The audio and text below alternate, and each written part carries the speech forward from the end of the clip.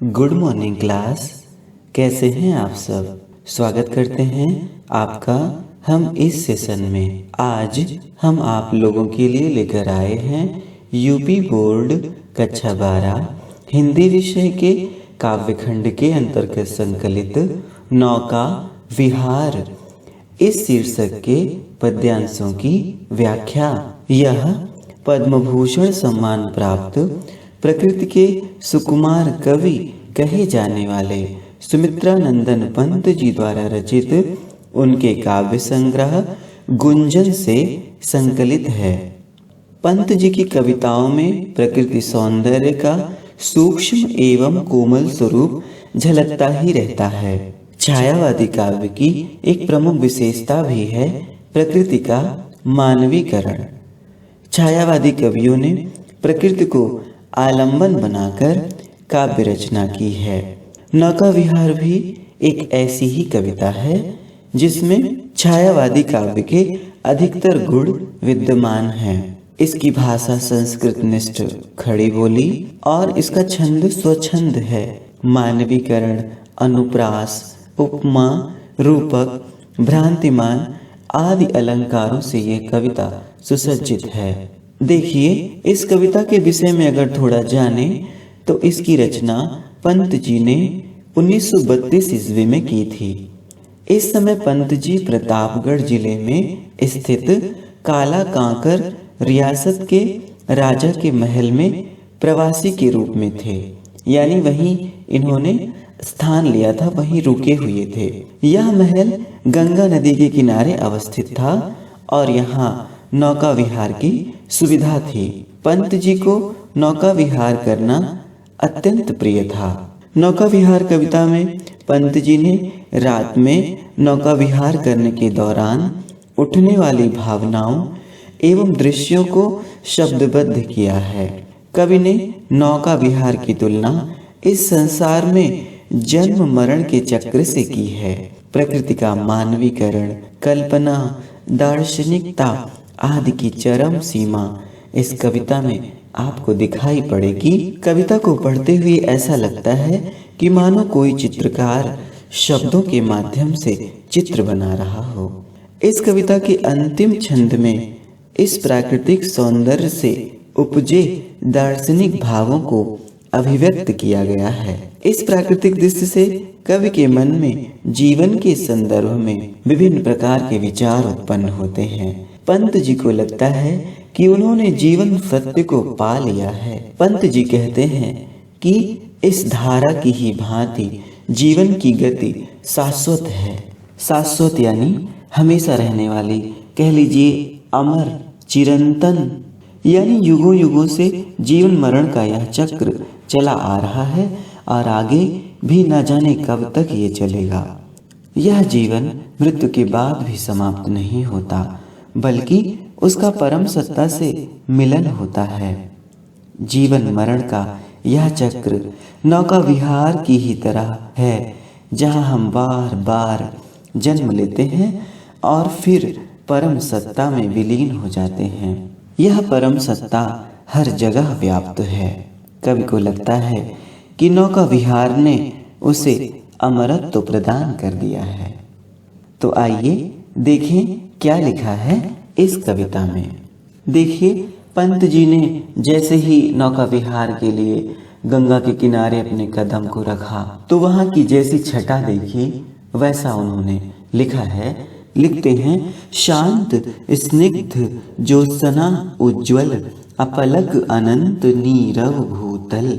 शांत यानी शांत, स्निग्ध बोलते हैं तरल को, शीतल को, ज्योत्सना यानी चांदनी, अपलक यानी बिना पलक झपकाए, एक टक कह लीजिए, अनंत यानी जिसका अंत ना हो या आकाश, नीरव यानी शब्द रहित, भूतल यानी धरती। तो पंत जी कहते हैं कि चारों ओर शांत सा माहौल है। स्निग्ध ज्योत्सना, ज्योत्सना यानी चांदनी, स्निग्ध यानी तरल, उज्ज्वल यानी सफेद। तो सफेद तरल चांदनी चारों ओर बिखरी हुई है। अपलक अनंत आसमान, अपलक यानी एक टक धरती की ओर निहार रहा है और नीरव भूतल धरती भी शब्द रहित हो गई है, यानी धरती भी एकदम शांत है। या ऐसा समझें कि चंद्रमा की चांदनी से सुशोभित होकर आसमान शांत, तरल और उज्जवल दिखाई पड़ रहा है। और उस आसमान में जो अनगिनत तारे हैं वो मानो आसमान की आंखें हैं, और अपनी उन्हीं असंख्य आंखों से एक टक वो धरती को निहार रहा है, और धरती भी शब्द रहित है, शांत है। सैकत सैया पर दुग्ध धवल, तनवंगी गंगा ग्रीष्म विरल, लेटी है श्रांत क्लांत निश्चल। सैकत बोलते हैं बालू को, सैया यानी बिछौना या बिस्तर कह लीजिए। दुग्ध धवल यानी दूध के समान सफेद, तनवंगी यानी दुबले पतले अंग वाली, ग्रीष्म विरल यानी गर्मी के कारण ढीली पड़ी हुई, गर्मी के कारण छेड़धार हुई, श्रांत यानी थकित होकर, क्लांत यानी शिथिल होकर, थकित होकर या पसीने के कारण थकित होकर, निश्चल यानी प्रवाहहीन यानी जो चलायमान नहीं है। पंत जी लिखते हैं कि ऐसे सुंदर वातावरण में, यानी चारों तरफ शांति का माहौल है, चांदनी चारों तरफ छिटकी हुई है, तो ऐसे सुंदर एवं शांत वातावरण में जो गंगा हैं जिनकी धार छीड़ हो गई है, ग्रीष्म विरल यानी अत्यधिक गर्मी के कारण गंगा की धार पतली हो गई है, यानी पानी कम हो गया है तो गंगा पतली हो गई है, ऐसा समझें। तो ऐसे समय में बालू की सैया पर देखिए, सैकत सैया, सैकत बोलते हैं बालू, सैया यानी सैया, तो बालू की सैया। अच्छा, बालू की ही सैया क्यों? क्योंकि देखिए तो नदी के नीचे बालू होती है, तो उसको कवि ने उन गंगा रूपी नायिका का बिस्तर बना दिया। तो इस समय बालू की सैया पर दुग्ध धवल, दूध के समान सफेद, तनवंगी गंगा, दुबले पतले अंगों वाली गंगा, ग्रीष्म विरल यानी जिनका यह पतलापन, यानी गंगा का वो जो पतलापन है, जो वो तनवंगी हुई है, वो गर्मी के कारण है, लेटी हैं श्रांत क्लांत निश्चल, वो गंगा बालू पर बहती हुई ऐसी प्रतीत हो रही हैं मानो वह गर्मी के कारण श्रांत यानी बहुत थकित होकर, क्लांत यानी पसीने से भरी यानी थकी होकर, निश्चल यानी प्रवाहहीन होकर लेटी हुई हैं, बहुत दुखी होकर, बहुत परेशान होकर लेटी हुई हैं। कैसी लेटी हुई हैं? निश्चल यानी प्रवाहहीन होकर। जैसे कोई बहुत थकित होकर आए और जब विश्राम करे तो उसका अंग तनिक भर ना हिले डुले, ऐसे गंगा भी बालू रूपी सैया पर लेटी हुई हैं। अच्छा, अब आप एक प्रतिबिंब अपने मन में बनाएं कि जब चांदनी रात है और माहौल शांत है, गंगा नदी है, तो जो आसमान है, आसमान का प्रतिबिंब पूरा पूरा गंगा नदी में बनने लगेगा, यानी एक आसमान ऊपर और उसका प्रतिबिंब रूपी आसमान नीचे दिखाई देगा। तो जो चंद्रमा आसमान में चमक रहा है, जो तारे आसमान में टिमटिमा रहे हैं, वही सारे तारे और चंद्रमा इस प्रतिबिंब अर्थात गंगा नदी में भी दिखाई देगा, ऐसा आप अनुमान करें। लिखते हैं, तापस बाला गंगा निर्मल, शशिमुख से दीपित मृदु करतल, लहरें उर पर कोमल कुंतल। तापस बाला यानी तपस्विनी बाला, गंगा को बाला बना दिया।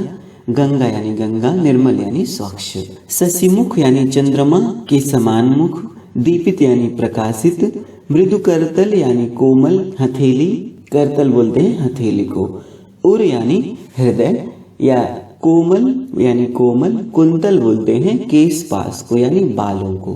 तो पंत जी कहते हैं कि तापस बाला गंगा निर्मल, गंगा तपस्वियों की बाला की तरह निर्मल हैं, अर्थात जिस प्रकार किसी तपस्वी की पुत्री का हृदय सांसारिक कलुषित भावनाओं से दूर रहकर सात्विक भावों के कारण निर्मल रहता है, पावन रहता है, ऐसे ही गंगा का जल भी निर्मल है, गंगा भी बड़ी पावन है। शशिमुख से दीपित मृदु करतल।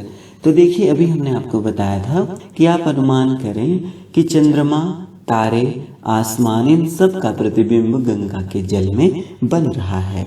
तो चंद्रमा का प्रतिबिंब ऐसा दिखाई देता है उस गंगा के जल में, मानो वह गंगा रूपी जो रमणी है, गंगा रूपी जो नायिका है, उसी का सुंदर मुख हो। यानी देखिए, सुंदर मुख की तुलना वैसे भी चंद्रमा से की जाती है, तो चंद्रमा का प्रतिबिंब गंगा में बन रहा है, तो ऐसा लग रहा है कि मानो वह गंगा रूपी रमणी का सुंदर मुख हो। और दीपित मृदु करतल, इस चंद्रमुख की शोभा से मृदु करतल, गंगा की जो धारा रूपी हथेलियां हैं वो प्रकाशित हो रही हैं। यानी जैसे कोई बाला अपने सुंदर से मुख को अपनी ही हथेलियों पर रखकर लेटी हुई होती है, ऐसे ही गंगा अपने चंद्रमुख को अपने ही कोमल हथेलियों पर रखकर लेटी हुई हो, ऐसा प्रतीत हो रहा है।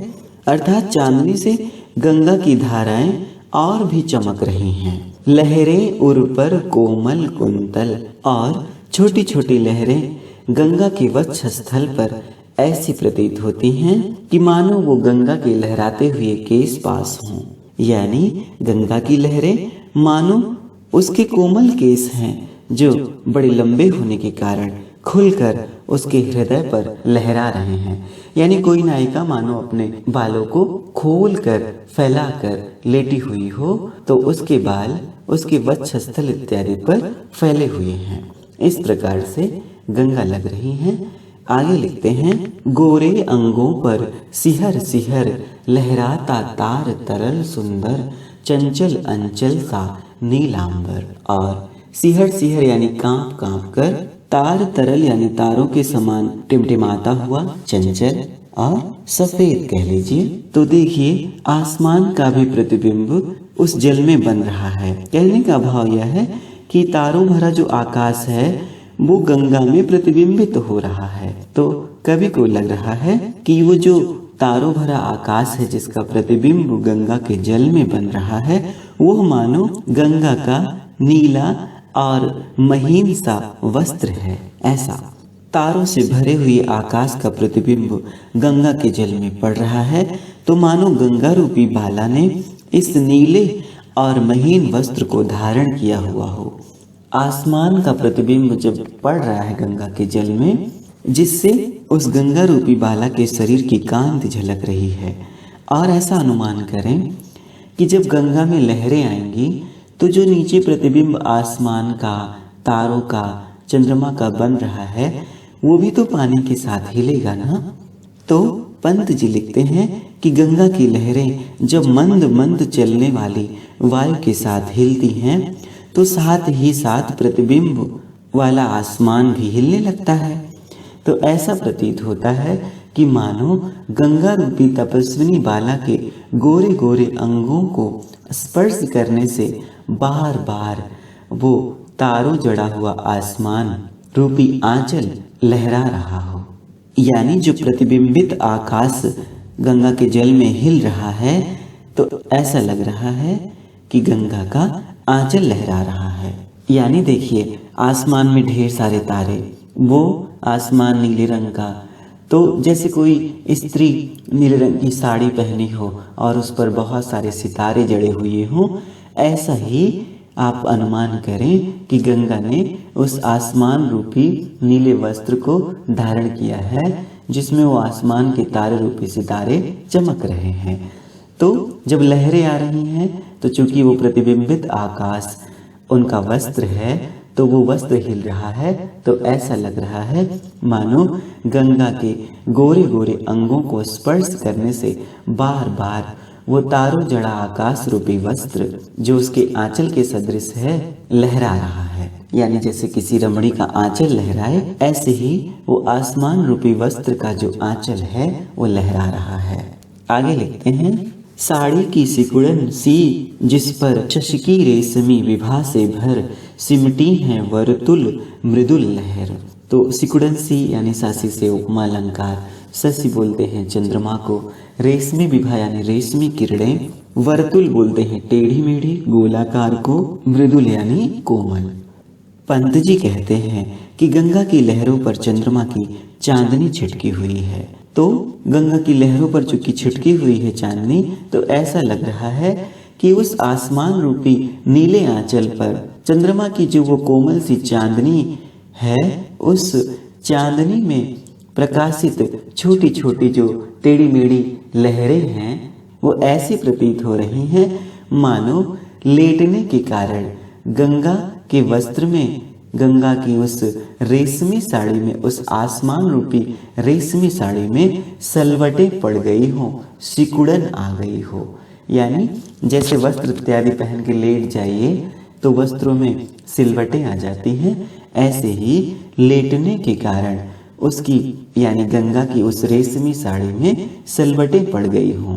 कितना सुंदर वर्णन कर रहे हैं। देखिए इसमें अनुप्रास, मानवीकरण, पुनरुक्ति प्रकाश, उपमा आदि अलंकार आपने देखे। चलिए दूसरे अवतरण की ओर चलते हैं।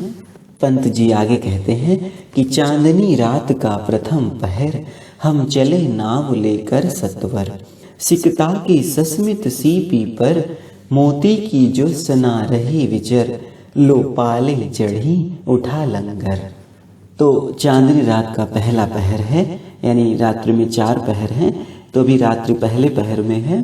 तो पंत जी कहते हैं कि चांदनी रात के प्रथम प्रहर में हम चले नाव लेकर सत्वर, सत्वर बोलते हैं शीघ्रता से।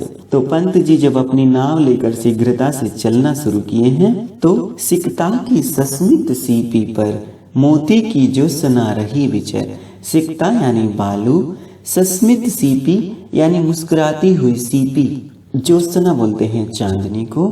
और देखिए एक शब्द है इसमें पाल और लंगर। तो पाल आपने जरूर देखा होगा, नाव के ऊपर एक चद्दर सा लगा देते हैं जिससे नाव का वेग बहुत तेज नहीं रहता और ऊपर से छाया अलग से रहती है। और लंगर बोलते हैं नाव को जब रोका जाता है तो जिस कांटे पे नाव रोकी जाती है उसी को लंगर कहते हैं। यह लोहे का बना होता है। तो लिखते हैं कि गंगा के तट का जो सौंदर्य है, गंगा का तट ऐसा सुंदर लग रहा है कि मानो सिकता की सस्मित सीपी पर, मानो बालू की मुस्कुराती हुई उस सीपी पर, मोती की जो सना रही विचर। तो देखिए अगर आप गौर करें तो बालू को अगर आप चांदनी रात में देखें तो बालू बड़ी चमकीली चमकीली दिखती है, जैसे लगता है कि छोटी छोटी मोतियां दिखाई दे रही हैं। तो वही कह रहे हैं कि उस बालू रूपी मुस्कुराती हुई सीपी पर चंद्रमा रूपी मोती की चांदनी भ्रमण कर रही हो, चल रही हो, विचरण कर रही हो, मोती की जो सना रही विचर। उस बालू रूपी सीपी से चंद्रमा रूपी मोती की चमक यानी चंद्रमा रूपी मोती की चांदनी वहां खुले में भ्रमण कर रही है। कहने का मतलब चारों तरफ चांदनी छाई हुई है। लो पाले चढ़ी उठा लंगर। ऐसे रमणीक वातावरण में गंगा में जो खड़ी हुई नावें हैं वो खोल दी गई हैं, वो नौका विहार के लिए तैयार हो गई हैं, उन पर पालें चढ़ा दी गई हैं और उनका लंगर यानी नाव जो बांधी हुई हैं उनका लंगर अब उठा दिया गया है, यानी नाव चलने के लिए एकदम तत्पर है। कहने का भाव यह है कि चूंकि अब केवल पंत जी ही तो है नहीं नौका विहार के लिए। आपने कभी देखा होगा जब लोग नौका विहार के लिए निकलते हैं तो एक साथ कई कई नावें रहती हैं। ऐसा ही कुछ दृश्य इनके साथ भी है। तो पंत जी के साथ कई सारी नावें तैयार हैं। तो कहने की भावना ये है कि अनेक नावें नौका विहार के लिए गंगा तट से एक साथ छोड़ी गई हैं, एक साथ खुल पड़ी हैं। तो आगे लिखते हैं मृदु मंद मंद मंथर मंथर, लघुतरण हंसिनी सी सुंदर, तिर रही खोल पालों के पर। कितनी सुंदर कल्पना है। मंद मंद यानी धीरे धीरे, मंथर मंथर का मतलब धीमे धीमे, लघुतरण यानी छोटी छोटी नावें, हंसिनी सी यानी हंसिनी की भांति, सासी से उपमा अलंकार, तिर रही यानी तैर रही, पालों के पर यानी पालों रूपी पंख। तो जरा समझें इसको, बहुत ही सुंदर तुलना किया है इन्होंने हंसिनियों से। जैसे हंसिनियां अपने पंखों को फैलाकर, ढेर सारी हंसिनियां नदी में तैर रही होती हैं, वैसे इनकी नावें जिनमें पाल चढ़ी हुई है तो मानो वो पालें नावों के पंख हैं। तो जैसे हंसिनियां अपने पंखों को खोलकर पानी में तैरती रहती हैं, ऐसे ही नाव अपने पाल रूपी पंख को खोलकर तैर रही है। तो पंत जी कहते हैं कि जैसे ही लंगर उठा तो लंगर उठते ही छोटी छोटी नावें अपने पाल रूपी पंख को फैलाकर हंसिनियों की भांति धीमी धीमी गति से तिर रही यानी तैर रही हैं। अपने पाल रूपी पंख को फैलाकर गंगा में हंसिनियों की भांति छोटी छोटी नावें तैरने लगी, यानी ढेर सारी नावें अपने पाल रूपी पंख को फैलाकर तैर रही हैं। तो ऐसा लग रहा है मानो हंसिनियां अपने पंखों को फैलाकर तैर रही हैं। निश्चल जल के शुचि दर्पण पर, तो चूंकि जल निश्चल है तो जो निश्चल जल है वो दर्पण का भी कार्य कर रहा है, यानी गंगा का जो जल है वो दर्पण की तरह है, निश्चल है तो उसमें सब कुछ दिखाई पड़ रहा है। तो निश्चल जल के शुचि दर्पण, शुचि यानी शुद्ध, बिंबित हो रजत पुलिन निर्भर, रजत पुलिन यानी चांदनी का किनारा। तो चांदनी के किनारे से तात्पर्य है कि चांदनी चूंकि चारों ओर फैली हुई है तो इनकी नावें जब अंदर गई हैं तो किनारे भी चमक रहे हैं। तो पंत जी कहते हैं कि उस जल रूपी स्वच्छ दर्पण में बिंबित हो रजत पुलिन निर्भर, उस जल रूपी स्वच्छ दर्पण में चांदनी से स्नान किया हुआ वो बालू वाला तट, वो रेतीला तट जिसका प्रतिबिंब बन रहा है। तो अंदर से देखने पर वो जो चांदनी का तट है, जो रेतीला तट है जिसमें चांदनी छिटक रही है, वो दुगना ऊंचा लग रहा है, यानी क्षण भर में ऐसा लग रहा है कि जितना ऊंचा तट है उसका 2 गुना लग रहा है। चांदनी में नहाया हुआ वो जो रेतीला सा तट है, बालू का तट है, वो चांदनी में प्रतिबिंबित होकर दुगना ऊंचा लग रहा है। ऐसा काला कांकर का राजभवन, सोया जल में निश्चिंत प्रमन, पलकों पर वैभव स्वप्न सघन। तो बगल में जो काला कांकर का भवन है, राजभवन, उसका भी प्रतिबिंब जल में बन रहा है। तो लिखते हैं निश्चिंत यानी निश्चिंत होकर, प्रमन यानी शांत, वैभव स्वप्न यानी ऐश्वर्य रूपी स्वप्न, सघन यानी ढेर सारा। तो पंत जी कहते हैं कि गंगा के तट पर उस जल में जो काला कांकर का भवन है उसका भी प्रतिबिंब दिखाई पड़ रहा है। तो ऐसा लग रहा है कि मानो वह काला कांकर का राजभवन गंगा के जल रूपी सैया पर सोया जल में, यानी गंगा, चूंकि गंगा का जल शांत है एकदम, तो ऐसा लग रहा है मानो काला कांकर का राजभवन गंगा के जल रूपी सेज पर निश्चिंत होकर, गंगा के जल में निश्चिंत होकर शांत भाव से सो रहा हो।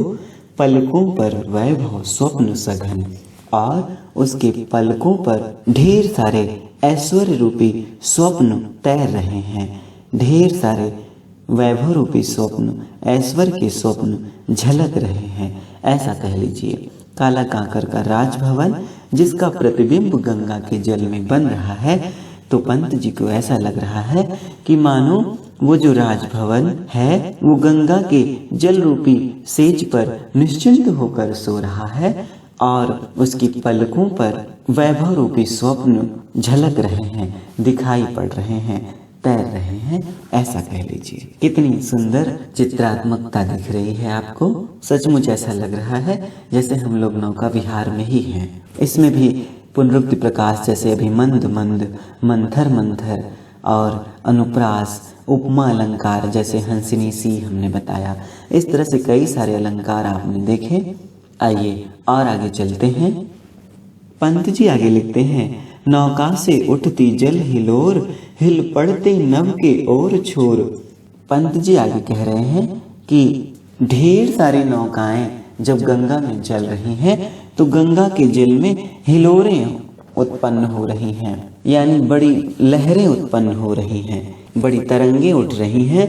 तो हिल पड़ते नभ के ओर छोर। तो जरा अनुमान करें कि अगर गंगा का जल लहरों के कारण हिल रहा है तो जो उसमें प्रतिबिंब आसमान का और तारों का बना है, क्या वो नहीं हिलेगा? अर्थात वो भी तो हिलेगा। तो जब नौका चलने के कारण, नौका से उठती जल हिलोर, जब नौका चलने के कारण जल की हिलोरें उठ रही हैं, जल की तरंगे उठ रही हैं, तो हिल पड़ते नभ के ओर छोर। तो जो आसमान है गंगा के जल में जिसका प्रतिबिंब बन रहा है उसके किनारे हिल पड़ते हैं, यानी दोनों छोर से, इस छोर से उस छोर तक आसमान हिलता हुआ नजर आता है। और विस्फारित नयनों से निश्चल कुछ खोज रहे चल तारक दल, ज्योतित कर नभ का अंतस्थल। विस्फारित नयन यानी बहुत ज्यादा खुले हुए आंखें, यानी जैसे आप कोई चीज को बहुत गौर से देखते हैं तो आंखें बड़ी कर लेते हैं, उसको ही विस्फारित नयन कहते हैं। तारक दल यानी ताराओं का समूह, ज्योतित कर यानी प्रकाशित कर, अंतस्थल यानी अंतः भाग, हृदय कह लीजिए। तो उस समय जल में पड़ती हुई तारों की परछाई को देखकर ऐसा लगता है, तारों के प्रतिबिंब को देखकर ऐसा लग रहा है जैसे वो विस्फारित नयनों से, जैसे वो अपनी आंखें फाड़ फाड़ कर कुछ खोज रहे चल तारक दल। उस जल समूह में, उस जल राशि में तारागण कोई चीज उनकी खो गई है और उसको आंखें फाड़ फाड़ कर देख रहे हैं। ज्योतित कर नभ का अंतस्थल, अंदर प्रकाश फैलाकर, यानी जैसे अभी हमारी आपकी कोई चीज खो जाए तो हम उसको बड़ी बड़ी आंखें करके ढूंढते हैं, ऐसे ही तारों का दल जल में, ऐसे ही तारों का दल उस गंगा के जल के अंदर वाले भाग में प्रकाश फैलाकर अपनी आंखें फाड़ फाड़ कर कोई चीज अपनी ढूंढ रहा हो, ऐसा लग रहा है। जिनके लघुदीपों को चंचल अंचल की ओट किए अविरल, फिरती लहरें लुक छिप पल पल। और गंगा में बार बार आने वाली जो चंचल चंचल लहरें हैं वो ऐसा प्रतीत हो रहा है जैसे अपने आंचल में ही छोटे छोटे दीपों को। अब ध्यान दीजिएगा कि जो आसमान में तारों का प्रतिबिंब जल में बन रहा है, जो लहरें आ रही हैं तो एक बार वो तारे दिख रहे हैं, एक बार वो तारे नहीं दिख रहे हैं। तो ऐसा लग रहा है कि जैसे वो चंचल लहरें अपने आंचल की आड़ में छोटे छोटे उन तारे रूपी जगमगाते दीपकों को छिपाए हुए हैं अपने आंचल में, और फिरती लहरें लुक छिप पल पल, और पल पल वो लहरें लुका छिपी का खेल उन तारों के साथ खेल रही हैं। कहने का मतलब ऐसा लग रहा है कि चंचल लहरों पर पड़े हुए तारों के प्रतिबिंब से ऐसा मालूम चलता है कि मानो वो जो छोटे छोटे तारों रूपी दीपक हैं उनको लहरें अपने आंचल में छुपा ले रही हैं। जैसे कोई रमणी कोई दीपक बुझने वाला होता है तो अपने आंचल की आड़ से उस दीपक को बुझने से बचा लेती है, ऐसे ही उन्हें बुझने से बचाने के लिए लहरें उन्हें इसी प्रकार अपने अंचलों में छिपा ले रही हैं। जिस प्रकार युवतियां दीपकों को बुझने से बचाने के लिए अपने अंचलों में छिपा लेती हैं। अविरल का मतलब है लगातार। तो एक बार पुनः इस लाइन का अर्थ देखें कि जो लहरें आ रही हैं जल में, तो जो कि पूरा आसमान का प्रतिबिंब, पूरा तारों का प्रतिबिंब हिल रहा है, तो एक बार तारे अंदर की ओर जा रहे हैं लहरों के कारण, एक बार वही तारे बाहर आ रहे हैं। तो चूंकि ये लहरों के कारण हो रहा है इसलिए ऐसा लग रहा है कि जल में उठने वाली वो चंचल लहरें अपने आंचल की आड़ में उन तारे रूपी छोटे छोटे जगमगाते हुए दीपकों को अपने आंचल में छिपाकर लुका छिपी का खेल खेल रही हैं। या यूं कह लीजिए कि जैसे युवतियां कोई दीपक कहीं बुझ रहा होता है तो उसको अपनी आंचल की आड़ दे देती हैं, उसको अपने आंचल में छुपा लेती हैं, तो दीपक जल उठता है, बुझने से बच जाता है। ऐसे ही चंचल लहरें अपने आंचल में उन तारे रूपी दीपकों को समेट ले रही हैं, छिपा ले रही हैं, और ऐसा लग रहा है मानो तारों से लुका छिपी का खेल खेल रही हैं। आगे चलते हैं। सामने शुक्र की छवि झलमल, पैरती परी सी जल में कल, रुपहरे कचों में हो ओझल। झलमल यानी झिलमिलाती हुई शुक्र की छवि यानी शुक्र का प्रतिबिंब, पैरती परी सी यानी तैरती हुई परी की भांति, रुपहरे यानी सुनहले, कच बोलते हैं बाल को, ओझल यानी छिप जाना, गायब हो जाना। तो पंत जी आगे कह रहे हैं कि पास में सामने ही शुक्र तारे की शोभा भी झिलमिल करती हुई जल में चमक रही, यानी शुक्र तारा भी जल में प्रतिबिंबित हो रहा है। तो वह झिलमिलाती हुई शोभा पानी में इस प्रकार दिखाई देती है जैसे पैरती परी सी जल में कल, रुपहरे कचों में हो ओझल। जैसे कोई सुंदर परी जल में अपने सुनहले बालों में स्वयं को छिपाकर तैर रही हो। देखिए, रुपहरे कचों में हो जल को इस प्रकार से भी समझ सकते हैं कि उस चंद्रमा की चमकती हुई चांदनी में वो जो शुक्र तारा है जो बार बार छिप जा रहा है, झिलमिला रहा है, उसको देखकर ऐसा लग रहा है मानो वो जो परी है उसके जो केस पास हैं वो उसी में स्वयं को छिपा ले रही है। लहरों के घूंघट ते झुक झुक दशमी का शशि निज तिर्यक मुख दिखलाता मुग्धा सा रुक रुक। पंत जी आगे कह रहे हैं कि लहरें बार बार आ रही हैं तो चंद्रमा दसवीं का है। देखिए, दसवीं का चंद्रमा पूरा नहीं होता, वह कुछ कम होता है, कुछ कटा कटा सा रहता है। तो दसवीं का चंद्रमा अपने टेढ़े मुख को मुग्धा नायिका की तरह रुक रुक कर लहरों के घूंघट से झुक झुक, लहरों के घूंघट में छिपा छिपा कर, झुक झुक कर दिखलाता मुग्धा सा रुक रुक, मुग्धा नायिका की तरह कभी दिखाता है कभी छुपा लेता है। यानी जल में जो दसवीं के चंद्रमा का प्रतिबिंब बन रहा है, जो तिरछा है यानी पूरा नहीं है, वो लहरों के कारण, लहरें चूंकि चंचल हैं, कभी इधर हो रही कभी उधर हो रही हैं, तो उसी में कभी वो छुप जाता है कभी बाहर निकलने लगता है। तो ऐसा प्रतीत होता है कि मानो मुग्धा रूपी नायिका अपने मुख को कभी घूंघट में छिपा ले रही है, कभी घूंघट से बाहर निकाल ले रही है। कितना सचित्र सा वर्णन किया है पंत जी ने। देखिए, इसमें भी आपको उपमा, रूपक, पुनरुक्त प्रकाश, मानवीकरण अलंकार तो सब में मिल ही रहा है। आदि अलंकारों से कितना सुंदर सा सजा रखा है पंत जी ने इन पंक्तियों को। आइए और आगे चलते हैं। जब पहुंची चपला बीच धार, छिप गया चांदनी का कगार।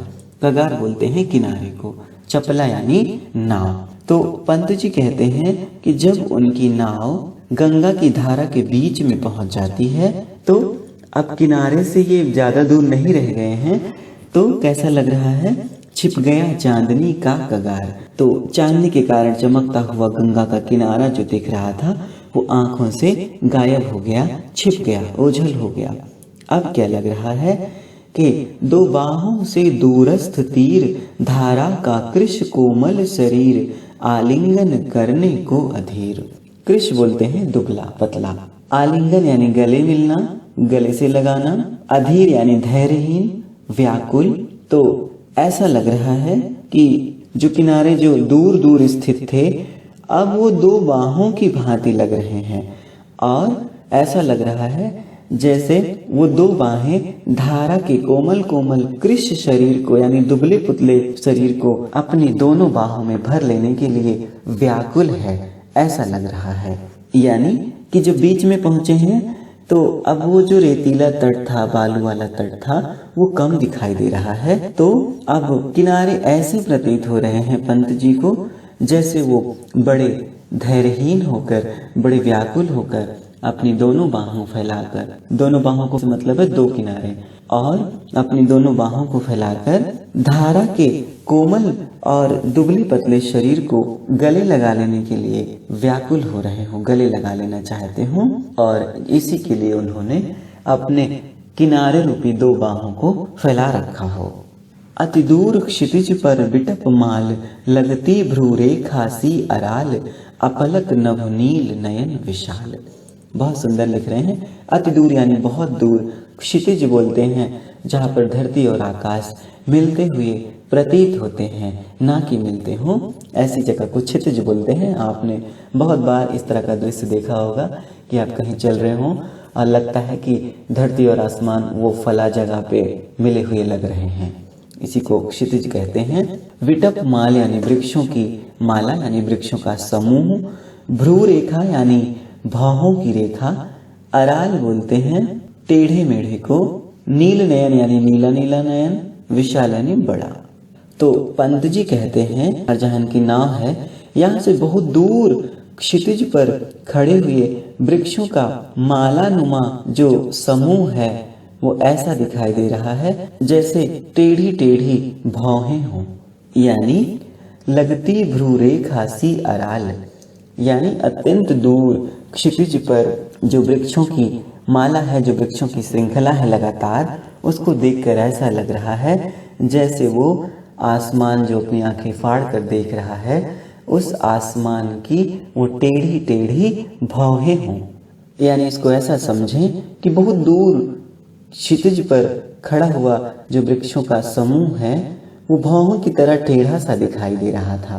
तारों से भरा हुआ आकाश ऐसा प्रतीत हो रहा था मानो वह तारे रूपी असंख्य नीले नेत्रों से और एक टक दृष्टि से विशाल भूमंडल को देख रहा हो, और वो जो वृक्षों की श्रृंखलाएं हैं वो उसकी टेढ़ी टेढ़ी भौहें हों।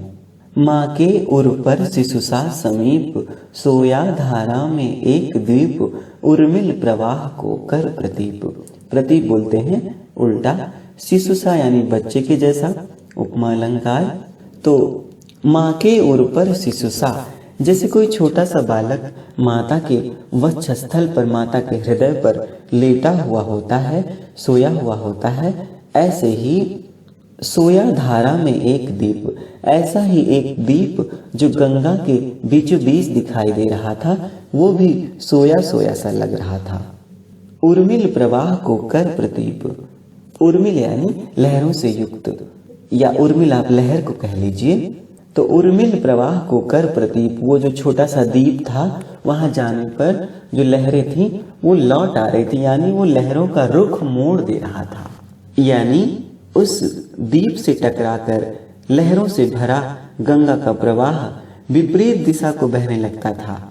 आगे लिखते हैं, वह कौन विहग क्या विकल कोक, उड़ता हरने निज विरह शोक, छाया को की को विलोक। विहग बोलते हैं पक्षी को, विकल यानी व्याकुल, कोक यानी चकवा, कोकी यानी चकवी, विरह यानी बिछड़ना, वियोग, छाया यानी प्रतिबिंब। तो पंत जी कहते हैं, अरे वह आकाश में उड़ रहा पक्षी कौन है? वह कौन विहग क्या विकल कोक, क्या वह विरह से व्याकुल कोक पक्षी तो नहीं है? उड़ता हरने निज विरह शोक, छाया कोकी को विलोक, क्या वह विरह से व्याकुल को पक्षी तो नहीं जो जल में पड़ी हुई अपनी ही छाया को। देखिए, पक्षी जब ऊपर से उड़ेगा तो उसकी छाया नीचे जल में बनेगी। तो पंत जी को ऐसा लग रहा है कि वो ऊपर ऊपर जो पक्षी उड़ रहा है वो प्रतिबिंब वाले पक्षी को देख देख कर उड़ रहा है। क्या वह विरह से व्याकुल को पक्षी है जो जल में पड़ी हुई अपनी ही छाया को अपनी चकवी समझकर अपने विरह शोक को मिटाने के लिए उसके पास जाना चाहता है, उसे प्राप्त करना चाहता है। कहने का मतलब है कि वो जो पक्षी है कहीं वो चकवा तो नहीं है जो उड़ रहा है। उसको देखकर पंत जी विचार करने लगे कि कहीं वो चकवा तो नहीं है जो भ्रम के कारण अपने ही प्रतिबिंब को अपनी चकवी समझ रहा है, अपनी प्रेयसी समझ रहा है, और अपनी विरह वाली पीड़ा को मिटाने के लिए, विरह दुख को मिटाने के लिए व्याकुल होकर आसमान में उस प्रेयसी को प्राप्त करने के लिए उड़ता जा रहा है, उड़ता जा रहा है। देखिए, इसमें भी अनुप्रास, उपमा, मानवीकरण और भ्रांतिमान भी आपने देखा वह कौन विहग वाले में। तो इत्यादि अलंकारों से ये पंक्तियां सुसज्जित थी। आइए और आगे चलते हैं। पंत जी लिखते हैं, पतवार घुमा अब प्रतनु भार, नौका घूमी विपरीत धार। अब यहाँ से पंत जी अपनी नाव यात्रा को समाप्त कर रहे हैं, तो समाप्ति का वर्णन कर रहे हैं। तो पतवार घुमा, पतवार यानी वही जिससे नाव चलाई जा रही थी। अब प्रतन भार, प्रतन बोलते हैं हल्का। नौका घूमी विपरीत धार। देखिए, बीच धारा में इनकी नाव भी पहुंची हुई थी। तो बीच धारा में अथाह जल होने के कारण नाव के भार में कमी आ जाती है, और ये कमी स्वाभाविक होती है विज्ञान की दृष्टि से। तो पंत जी कहते हैं कि पतवार घुमा अब प्रतन भार, नौका घूमी विपरीत धार। तो नाव का बोझ हल्का होने से अब हमने पतवार घुमा दिया और हमारी नाव विपरीत दिशा की ओर घूम गई। डाणों के चल कर तल पसार। देखिए, जो डाण जो पतवार होते हैं उसमें नीचे आप देखिए तो हथेली के नुमा बना रहता है। तो डाणों को चलाने से बार बार उस पानी में झाग निकल रही है, फेना निकल रहा है। डाणों के चल कर तल पसार, भर भर मुक्ता फल फेन स्पार। फेन स्पार यानी फेने का समूह, झाग का समूह। मुक्ता फल यानी मोती। बिखराती जल में तार हार, तार हार यानी तारों की माला। तो देखिए बार बार जब वो डांड जिसमें हथेली सी है वो अंदर चलाया जा रहा है तो पानी जब वो डांड ऊपर आ रहा है तो फेना ढेर सारा निकल रहा है, यानी पतवार बार बार चलने से जल में काफी मात्रा में झाग उत्पन्न हो रहा था। तो ऐसा लग रहा था कि जैसे वो जो डांड है, जो पतवार है, वो अपनी हथेलियों को फैला फैला कर उसमें झाग रूपी मोतियों को भर भर कर और तारों रूपी मालाओं को तोड़ तोड़ कर जल में बिखेर रहे हैं। यानी ऐसा समझें कि नीचे तारों का प्रतिबिंब है और वो जो डांड है जिसके हथेली नुमा हाथ है वो अंदर जा रहा है और वहाँ से फेना ढेर सारा निकल रहा है। तो कभी को ऐसा लग रहा है कि जैसे वो जो डांड है, जो पतवार है, वो अपनी हथेलियों को फैलाकर उसमें झाग रूपी मोतियों को भर भर कर तथा तारों रूपी माला को तोड़ तोड़ कर वो जल में बिखेर रहा हो, ऐसा लग रहा था। और फिर चांदी के सांपों सी रलमल, नाचती रश्मियां जल में चल, रेखाओं सी खिंच तरल सरल। और क्या लगा पंत जी को? रलमल यानी रेंगती हुई, सांपों सी यानी सर्प की भांति उपमा अलंकार, रश्मि बोलते हैं किरण को। तो पंत जी लिखते हैं कि रेखाओं की ही भांति तरलता और सरलता से खींच खींच कर देखिए पतवार बार बार चल रही है तो नदी का जो जल शांत है उसमें लहरें उत्पन्न हो रही हैं। तो लहरें ऐसी लग रही हैं जैसे चांदी के सांप हों और वो रेंग रहे हों, ऐसा प्रतीत हो रहा था। देखिए ऐसा समझें कि पतवार जब चल रहे हैं तो जो लहरें उत्पन्न हो रही हैं छोटी छोटी, उस पर जब चंद्रमा की चांदनी पड़ रही है तो ऐसा लग रहा है जैसे वो चांदी के सर्प हों और वो रेंग रहे हों। यानी लहरें चूंकि चल रही हैं तो ऐसा लग रहा है जैसे चांदी के सांप रेंग रहे हों। आगे लिखते हैं, लहरों की लतिकाओं में खिल, सौ सौ शशि सौ सौ उड़ झिलमिल, फैले फूले जल में फेनिल। फेनिल यानी फेन युक्त, शशि बोलते हैं चंद्रमा को, उड़ यानी नक्षत्र, झिलमिल यानी झिलमिलाते हुए, फेनिल यानी फेन युक्त जिसमें फेना लगा हुआ हो। तो पंत जी लिखते हैं कि लहर रूपी बेलों में चंद्रमा और तारों के रूप में असंख्य फूल खिलकर फेनों से भरे हुए जल में विलीन हो रहे थे। देखिए ऐसा समझें कि जल में जब ढेर सारी लहरें उत्पन्न हो रही हैं तो ढेर सारे चंद्रमा, ढेर सारे तारे दिखाई देने लग रहे हैं। तो लहरों की लतिकाओं में खिल, यानी जैसे लता में पुष्प खिलते हैं, ऐसे ही लहरों रूपी लताओं में चंद्रमा और तारों के रूप में बहुत सारे फूल, सौ सौ चंद्रमा, सौ सौ नक्षत्र इत्यादि रूपी फूल उस फेनिल जल में फैल रहे हैं, फूल रहे हैं और विलीन हो रहे हैं, ऐसा कह लीजिए। यानी लहरों को अगर लतिका माना जाए तो उन्हीं लहरों के कारण ही चंद्रमा सौ सौ दिख रहे हैं, नक्षत्र सौ सौ दिख रहे हैं। तो ऐसा लग रहा है जैसे लहर रूपी लताओं में चंद्रमा और तारों रूपी सौ सौ यानी ढेर सारे चंद्रमा, ढेर सारे नक्षत्र झिलमिलाते हुए फल रहे हैं, फूल रहे हैं और उसी फेनिल जल में प्रवाहित हो रहे हैं, विलीन हो रहे हैं। अब उथला सरिता का प्रवाह, लग्गी से ले ले सहज था, हम बढ़े घाट को सहोत्साह। उथला यानी कम गहराई होना, सरिता यानी नदी, लग्गी, देखिए लग्गी आप सबने देखी होगी जिससे हम आप आम के मौसम में, अमरूद के मौसम में अमरूद आम तोड़ते हैं या कोई और काम ऐसे करते हैं जिसमें एक डंडी नुमा रहता है और ऊपर एक कोना सा बांध देते हैं जिसमें कोई चीज फंस के नीचे आ जाती है। तो सहज यानी आसानी से, था यानी गहराई, सहोत्साह यानी उत्साह के साथ। तो अब उथला सरिता का प्रवाह, अब गंगा नदी का प्रवाह कम रह गया था, यानी गहराई बहुत कम रह गई थी। अतः हम आसानी से लग्गी से पानी की गहराई को नापते हुए, पानी की थाह लेते हुए हम बढ़े घाट को सहोत्साह, बड़े उत्साह के साथ हम घाट की ओर बढ़ चले। देखिए इसमें शांत रस का कितना सुंदर सा वर्णन किया और मानवीकरण, रूपक, उपमा आदि अलंकारों से ये पंक्तियां सुसज्जित थी। आइए और आगे चलते हैं।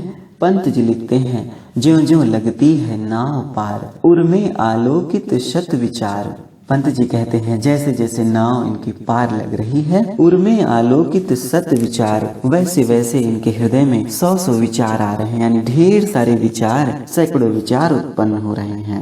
इस धारा सा ही जग का क्रम। पंत जी कहते हैं कि ऐसा लगता है कि मानो इस संसार का क्रम भी इसी धारा के समान ही है।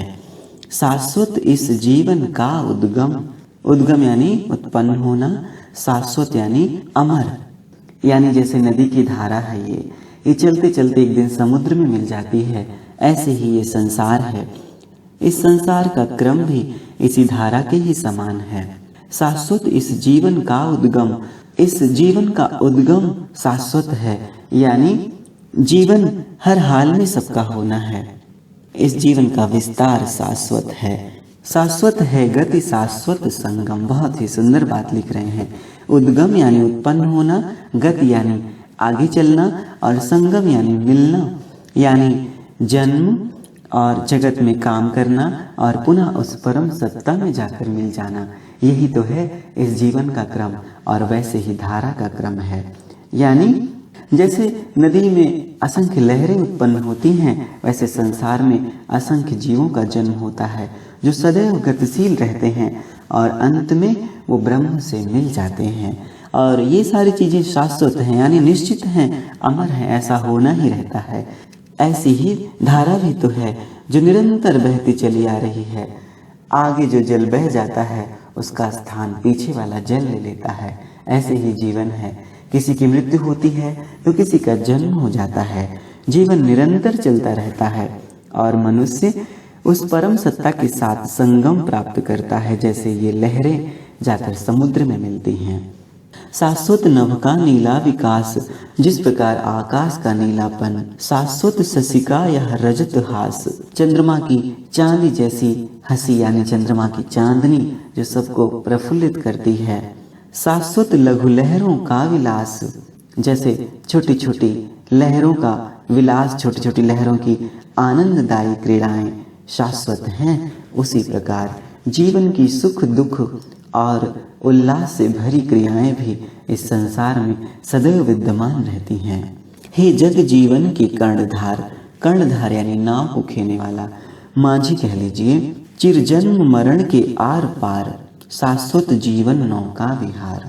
हे जगत और जीवन के कर्णधार, हे जगत और जीवन को संभालने वाले अंतर्यामी भगवान, जीवन और मरण के आर पार जीवन का नौका विहार भी शाश्वत है, यानी जन्म और मृत्यु, इसके आर पार जो जीवन का नौका विहार है, यानी संसार में आवागमन है, ये शाश्वत है। यानी जन्म के पश्चात मृत्यु और मृत्यु के पश्चात जन्म जीवन का अटल धर्म है। ये होना ही है, ये शाश्वत है। सचमुच नौका विहार के माध्यम से पंत जी ने संसार की कितनी ऊंची बात कह दी है।